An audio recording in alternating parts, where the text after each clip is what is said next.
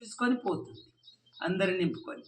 సంసారంది bus బండి అందరిని తీసుకొని వెళ్తుంది. అక్కడక్కడ స్టెప్ బై స్టెప్ అక్కడక్కడ ఆగుతుంది. రాజయోగం అనేది తీసుకుని వెళ్ళదు.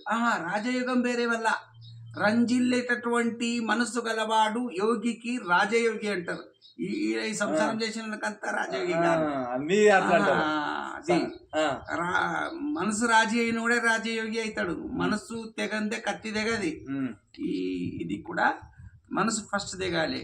మనసు రంజింప చేసుకుంటేనే రాజయోగి అవుతాడు. ఇది యోగం. ఇది మనం మాట్లాడుకున్నది. ఇది భోగం మాట్లాడున్నది ప్రపంచంది. అది భోగంకి యోగం రెండు ఒకటి కాదు. ఇది భోగం ప్రపంచం సంతానం ముందు అభివృద్ధి హోనవి ఏంటి ఉన్నది ఈ దానికి దీనికి కాదు.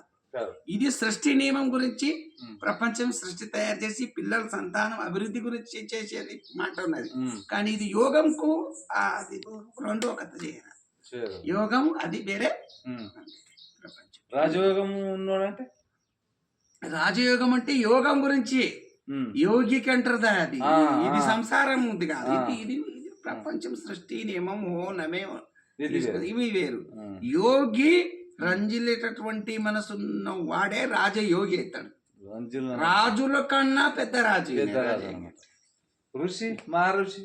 ఋషి వేరే మహర్షి వేరే. ఇక ఋషి అనేటటువంటిది ఎట్లుంటదంటే సమస్త జగత్ శబ్దాలు విచారాలు సంకల్పాలు అన్నిటికీ అతీతం ఉన్నాయనకు ఋషి. అన్నిటికీ అతీతంగా ఉన్నదానికి ఋషి. మహర్షి. మహర్షి అంటే ఈయన ఇంకా నలుగురిలో కలిసి ఉన్నాడు కదా. ఈయన నలుగురిలో కూడా కలిసి ఉండరు. తనకు తానే అంతర్ముఖి ఉంటాడు. మహర్షి అంటే ఇప్పుడు స్టెప్ బై స్టెప్. సార్ ఉన్నాడు మాస్టర్ హెడ్ మాస్టర్ ఎట్లుంటారు ఇళ్ళల్లో కూడా అట్లా స్టెప్ బై స్టెప్ ఉంటాయి. వాళ్ళ ఉపయోగం అంటే వీళ్ళు అందరిలో కలిసి ఉండి ధర్మబోధన చేసి లోక కళ్యాణం చేసి మానవులకు పరమాత్మని వైపు మనుగడకు నడిపించేటటువంటి మార్గదర్శకులు. వాళ్ళ మహర్షులు ఏముంటారంటే అంతర్ముఖి అయి బహిర్నయనాలతో కాక అంతర్నయనం. నయనం అంటే మూడో కళ్ళతోని ఈ సృష్టి చూడగలుగుతారు.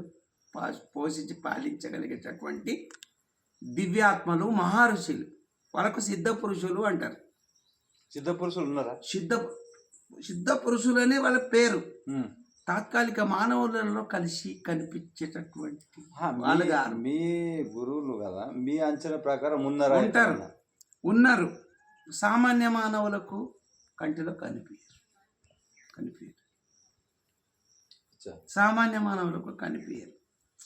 తపస్సు చేసేటోళ్లకు దేవుని వరప్రసాదంతో పుట్టిన వాళ్లకు దైవీ యోగం ధ్యానం చేసేటటువంటి అలాంటి వాళ్ళ తపన పడేటి వాళ్లకు ఏదో ఒక సందర్భంలో వాళ్ళకు కోటిలో ఒక్కళ్ళకు అందరికి కాదు. మరి దైవము ఉన్నదని